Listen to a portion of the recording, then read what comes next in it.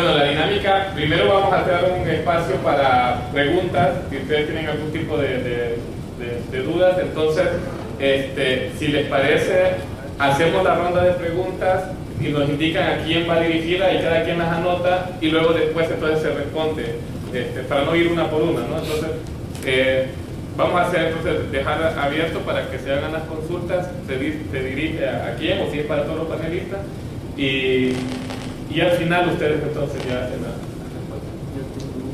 Bueno, ok, entonces aquí Jorge Luis. Buenos días, Jorge Luis de Honduras.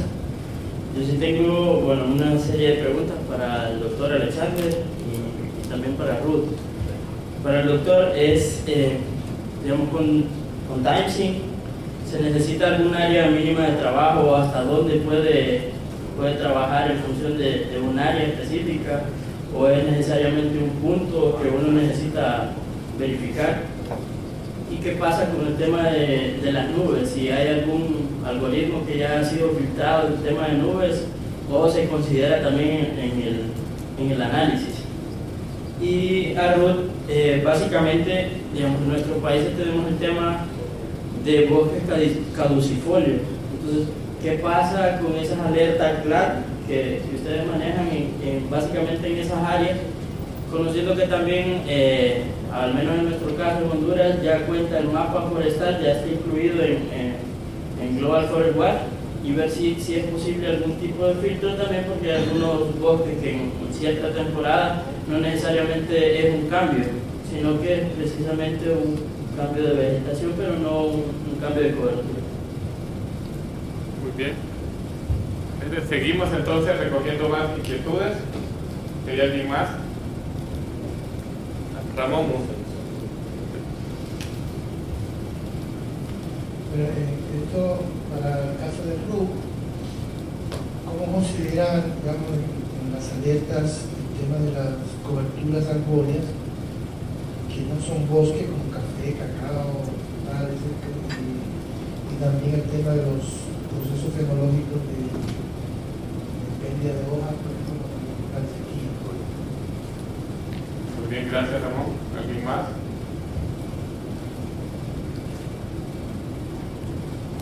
¿No?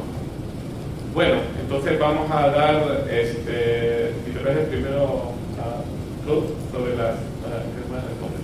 Sí, la pregunta de Ramón es, como lo mencionaba, lo que nosotros mostramos es pérdida de cobertura arbórea, no hay ningún tipo de discriminación ni si es bosque o no bosque, porque igual puede ser plantaciones forestales, puede ser cafetales, puede ser incluso plantaciones de palma aceitera, ¿no?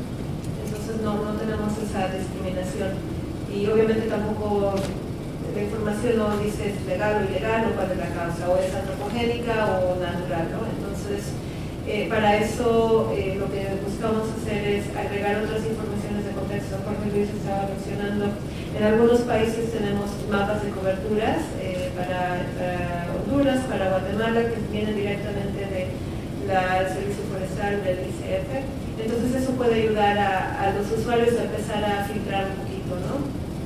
Entonces, y la otra pregunta relacionada, el mapeo es más exacto para los bosques tropicales, entonces sí hay cierto margen de error para vegetaciones caducifolias. Pero para eso otra vez necesitamos más información de contexto. Gracias. Gracias, Ruth. Y bueno, entonces ahora tenemos las preguntas para sobre TimeSync. En el caso de la primera, no hay una área mínima. El martes que fuimos al campo, Héctor tomó 3 puntos. Y yo corrí los 3 puntos y los monté en la, que no había tiempo de mostrarlos, pero los monté en la plataforma y ahí están listos para ser interpretados. O sea, no hay ningún límite. ¿Pero a nivel de punto o de cuadrante?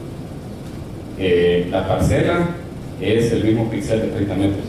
Todas las observaciones son hechas en el píxel, sí.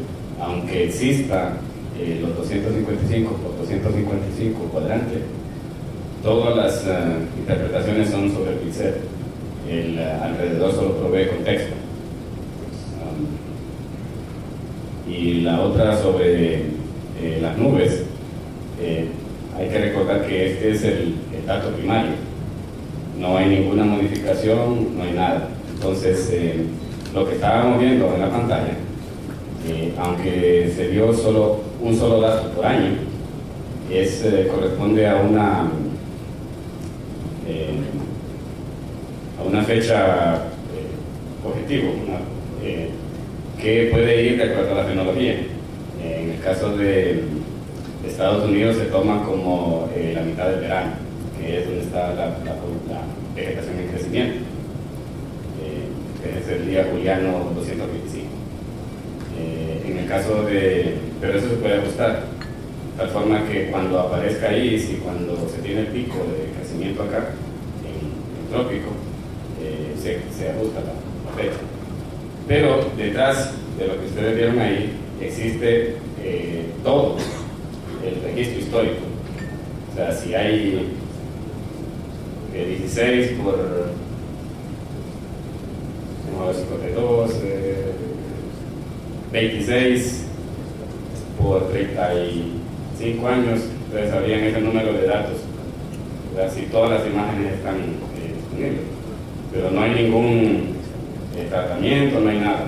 Lo que existe, que no tampoco la mostré, es un icono que te permite ver solo aquellos puntos que están libres de nubes. Eso sí existe la opción. Gracias, Alexander. Bueno, ahora, ahí hay otra. Hola, buenos días. Soy Paula Paz de CIAT y tengo una pregunta de TimeSync. ¿De pronto tienen alguna publicación o un artículo donde hayan evaluado como los diferentes modelos para determinar cambios de cobertura o deforestación? Para sacar como evaluar la precisión, estos errores de omisión y comisión. Sí, cuando mostré las aplicaciones, hay una publicación que salió el año pasado donde se capturó una muestra, sirve como referencia, y a esta muestra se corrieron todos los algoritmos como BCT, como Landfrender, etcétera. Se corrieron cada uno de ellos con los resultados y se comparó independientemente de la precisión. Esa aplicación la puedo compartir con ustedes después. Esa es una que se ha hecho. La otra que se hizo fue el ensamblaje, que esta salió este año, en la cual fuimos más adelante y tomamos los resultados de cada uno de los algoritmos y los metimos en un ensamble en Random Forest. Entonces, ahora lo que tenemos es la salida de cada algoritmo, por ejemplo, el índice de vegetación que saca BCT, las pendientes que saca Landfrender, etc. Todo eso era, en lugar de utilizar el dato crudo de Landsat, entonces utilizamos los resultados de cada algoritmo y se metieron en el ensamble. El resultado es que el ensamble da mucho mejores resultados que cada uno de los algoritmos individuales. No es una crítica directa para ningún algoritmo en específico, porque en el papel también está explicado que cada algoritmo tiene fortalezas de acuerdo al ecosistema. Por ejemplo, BCT no funciona muy bien en sistemas semiáridos, etc. Pero sí se ha hecho el trabajo. Gracias. Bueno, quisiera proponer hacer 3 bloques quiero hacer algunas preguntas para que podamos reflexionar al respecto. Primero sobre efectos metodológicos y su vinculación y coherencia con los procesos ya metodológicos que llevan los países. Luego hablar un poco sobre el tema de la sostenibilidad y finalmente el tema de precisión, ¿no? Entonces, en el primero, tal vez para dar un poco de contexto, la mayoría de los países se han estado acostumbrados a trabajar todo este tipo de análisis de cambio utilizando comparaciones entre mapas, ¿no? Donde hago un mapa para un año, hago un mapa para el otro y luego comparo las pérdidas y las ganancias. se ha encontrado que ha sido como bastante difícil llegar a niveles de precisión adecuados en muchos casos, y hay mucha diversidad de acuerdo al tipo de sensor que se use. Las propuestas que ustedes nos han presentado hoy nos dan una nueva visión de cómo podríamos empezar a generar estas estadísticas, donde dice, bueno, no hacemos una orientación a tener los datos y las estadísticas de recortes a partir de los mapas, sino a través de muestreos, ¿no? Básicamente como simulando lo que hacemos normalmente con los inventarios forestales, donde en los inventarios forestales no muestramos todos los árboles, solo hacemos unas parcelas con un error y a partir de ahí damos esos datos. Entonces eso es lo que se propone en este marco.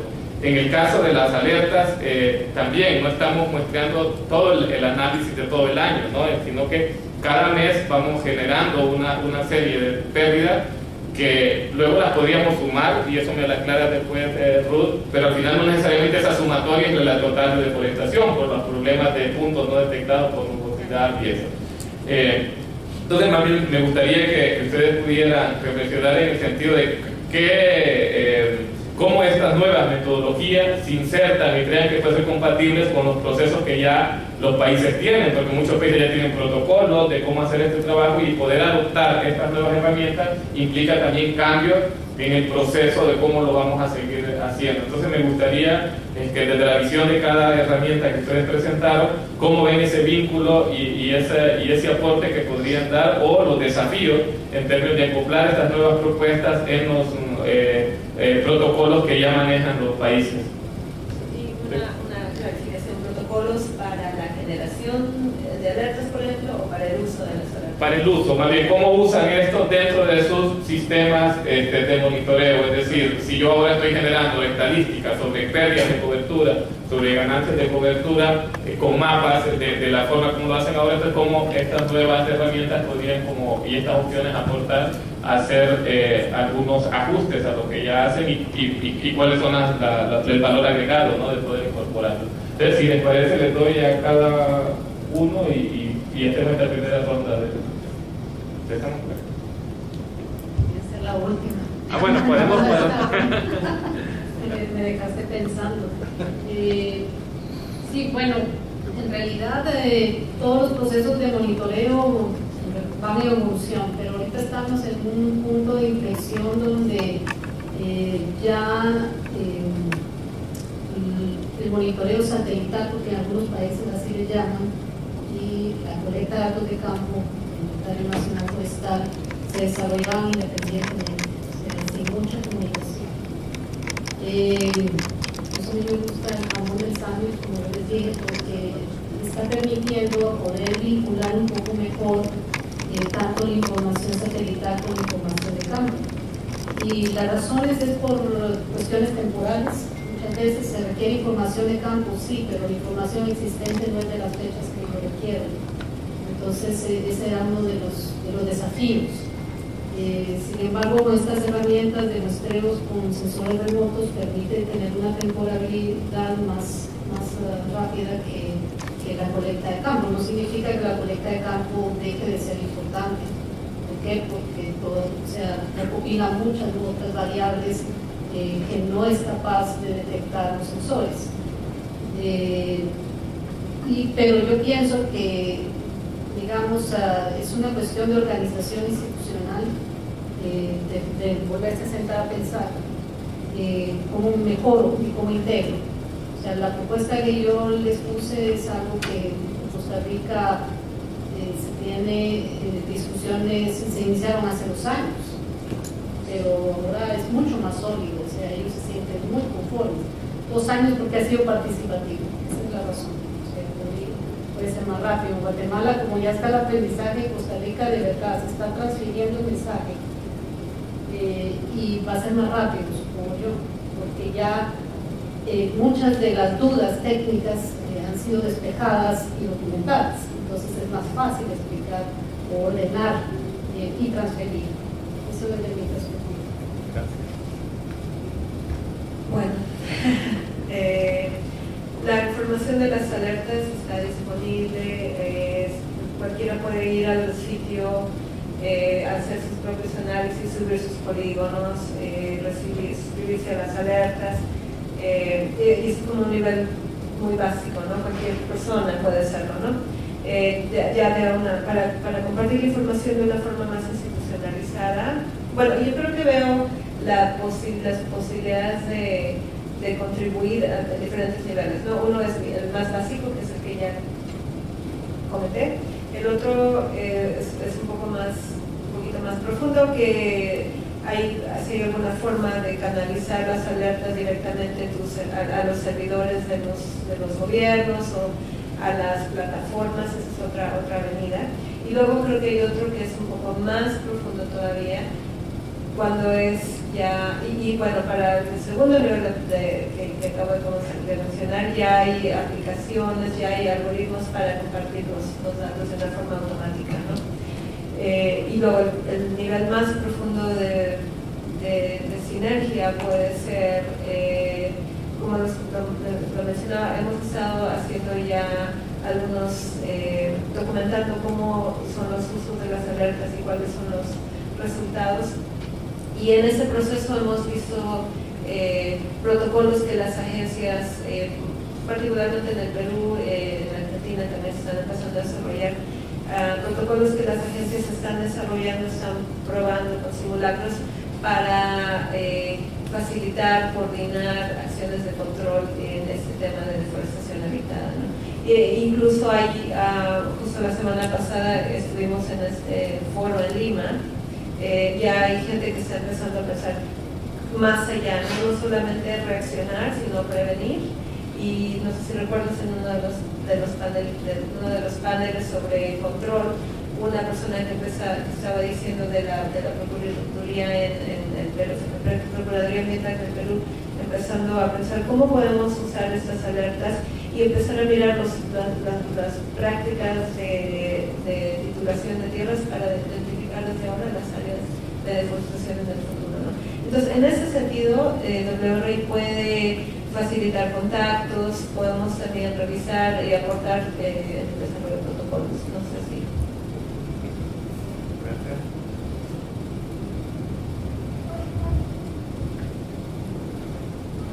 Ya se me olvidó lo que preguntaste, pero te voy a decir lo que estaba pensando ahorita. Cómo insertar timesync en los procesos ahorita. Yo creo que no debe ser algo exógeno, se debe partir de lo que ya se tiene. Por ejemplo, algo que veo yo es que si obtenemos los datos de inventarios a diferentes años, podemos extraer la información en ese mismo año, en ese mismo punto. Por ejemplo, el de Honduras ya se ha hecho 2 veces, ¿verdad? Entonces podemos, y tiene repetición, ¿verdad? Hay algunas parcelas que se han hecho 2 veces, entonces se trataría de hacer el timesync de esas parcelas, y luego la interpretación no sería tan subjetiva, sino que la interpretación vendría de lo que se ha observado en el campo, ¿verdad? El tipo de uso que hay, el tipo de cobertura, los procesos que se han observado de cambio. Entonces ustedes tendrían ya un timesync que tiene la riqueza del inventario o de parcelas permanentes de muestreo,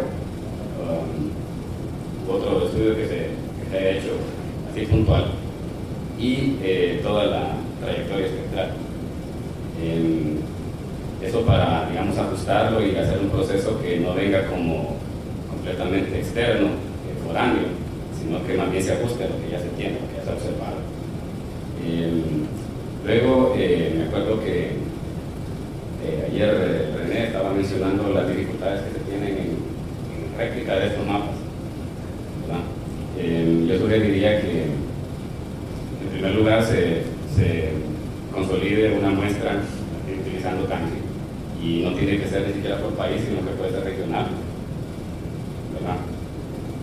Cada país podría estar capturando su muestra y podría estarse centralizando en un solo servidor, ¿verdad? No hay necesidad de tener múltiples servidores, sino que todo vaya cayendo en una sola base de datos, una base de datos que todo el mundo tenga acceso a ella. De hecho, hay unas opciones ahí en las que cada persona puede explotar sus propias interpretaciones.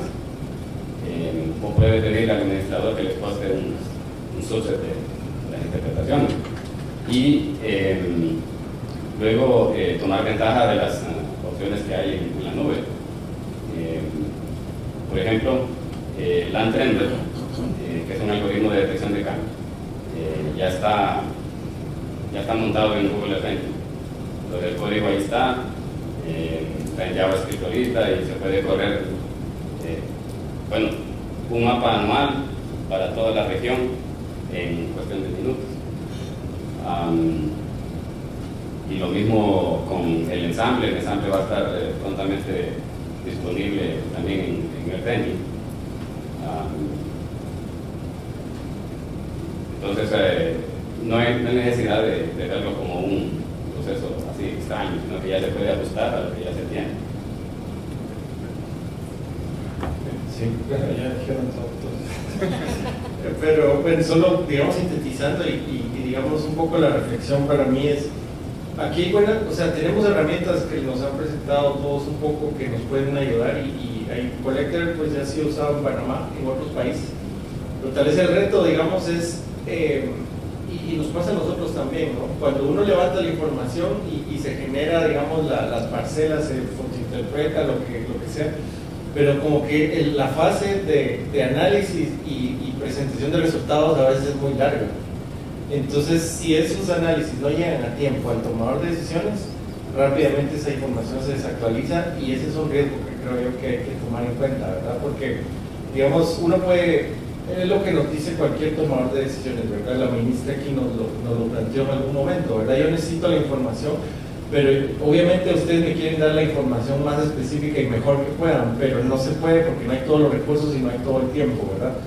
Entonces denme la información lo más sintetizado posible en un tiempo relativamente corto para que yo pueda tomar una decisión, y eso va en función de las alertas GLAD, que si digamos se pueden, o sea, si vamos a esperar, por ejemplo, algunos países usan MODIS para sus alertas de deforestación, pero los reportes son cada 3 meses, ¿verdad?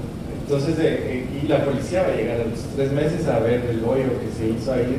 Entonces es como que esa capacidad de reacción de que la información se use para tomar acción es donde yo veo que es lo más crítico, ¿verdad? Porque es como cuando uno es estudiante y tiene que hacer la tesis, ¿verdad? Y toma los datos y los tomó y después uno se demora, ¿verdad? Y porque yo me recuerdo, a mí me pasó, ¿verdad? Uno tomó los datos y después hasta uno se olvida de cuando ya está haciendo el análisis y la escritura, que es el reporte de lo que hizo, ¿verdad? Y tiene que regresar y al final se vuelve irrelevante. Bueno, entonces no fue relevante. Pero puede pasar, ¿verdad? Gracias. Me estaba pidiendo la palabra, pero quisiera entonces hacer la otra ronda y dejar los comentarios hacia Estela para el final. No sé cuánto tiempo tenemos. 5. Ok, bueno, vamos a tratar de... bueno, esta pregunta es algo relacionado que estábamos discutiendo ayer después de ver la presentación del caso de Panamá, que estaban usando Coller para poder hacer el control por puntos. Y una de las inquietudes que salía ahí es que cada país tiene sus propias definiciones de bosque, ¿no? Que es lo que yo considero algo como bosque, y hay muchas definiciones asociadas al tema de la superficie, que es la superficie mínima. Un país dice, bueno, 1 hectárea, otro 0.5, 0.25 hectáreas. Y normalmente cuando se hace con cartografía, con los métodos tradicionales, pues se obtiene a través de un mapa y así hace un filtro por área y se descartan todos esos polígonos, por decir, que están debajo de esa superficie.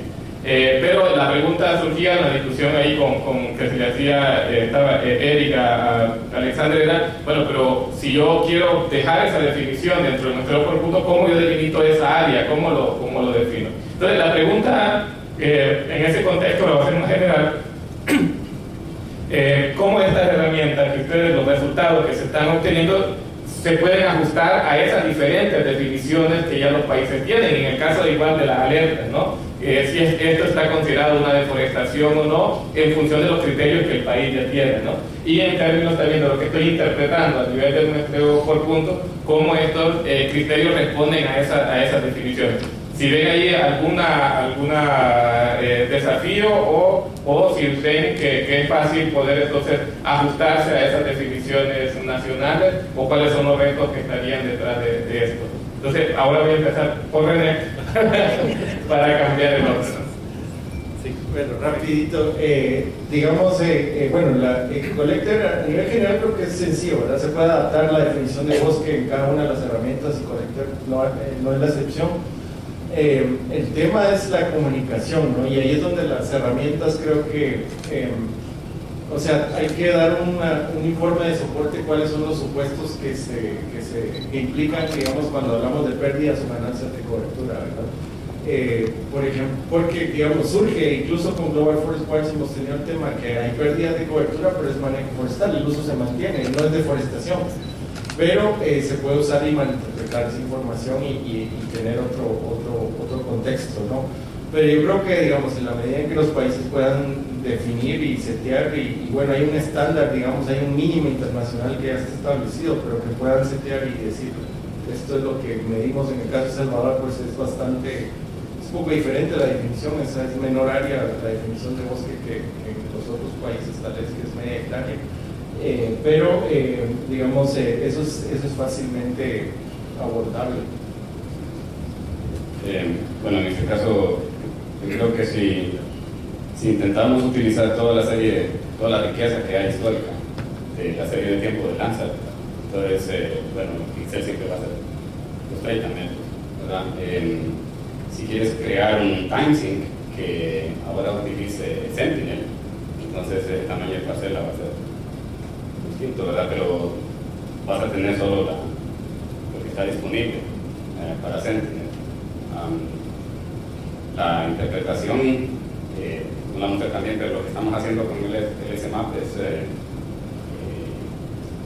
usando Google Earth es interpretación subpixel, ¿verdad? Entonces se tienen esos estimados dentro de la parcela que podrían utilizar en conjunción, por supuesto, con el diseño de respuesta.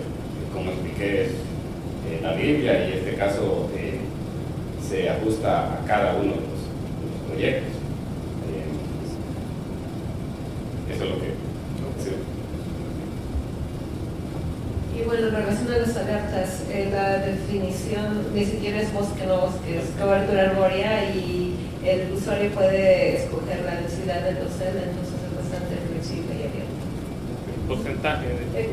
Exacto, el porcentaje de cobertura arbórea y de dosel. Okay. ¿Qué otra cosa? Y bueno, solo reflexionando un poco lo que decía René, los datos anuales los llamamos pérdida de cobertura arbórea o ganancia de cobertura arbórea. Las alertas las llamamos de deforestación porque sí, no sabemos si va a ser un cambio de deforestación a largo plazo, pero la noción es que es una alerta, puede ser deforestación. Entonces, solo para clarificar. Y bueno, y sí, como decía René, poniendo énfasis de que son alertas que nos ayudan nos dicen que hay un cambio y nos ayudarían a dar prioridad a las áreas de las acciones de control. Bueno, yo pienso que con las imágenes de alta resolución, primero que el píxel que se ha mostrado hasta ahora normalmente es de 1 hectárea, sin embargo la definición de bosque puede ser media hectárea. La consideración importante es que se tiene que ver el contexto, porque por ejemplo si hay un pedacito de bosque dentro de la parcela, se tiene que ver el contexto si ese pedacito de bosque en realidad cumple con un criterio de media o hectárea, utilizando la herramienta de medición de polígonos es fácil hacer, podría considerar. Y otro comentario sería la oportunidad. Ahorita hay oportunidad de mejorar, la aplicación de las definiciones, porque muchas veces está la definición pero no se puede aplicar, ¿sí? Entonces se puede mejorar. Yo pienso, y bueno, lo he recomendado mucho, que la definición, es siempre objetiva en campo de lo que es bosque, pero eso cómo se interpreta a cada nivel de resolución es bien importante documentarlo. Y si se van a empezar a utilizar estas herramientas, entonces ahí viene la oportunidad de documentarlo mucho mejor. eso con alta resolución y con GANSA, que significa utilizando los índices que menciona el estándar. Gracias. Bueno, dicen que se acabó ya el tiempo. Queríamos hacer una ronda final para algunos comentarios adicionales. Va a haber un receso ahora, ¿cierto? De si les parece, las personas que están interesadas, podríamos ahora empezar a conversar con ustedes si hubieran preguntas adicionales.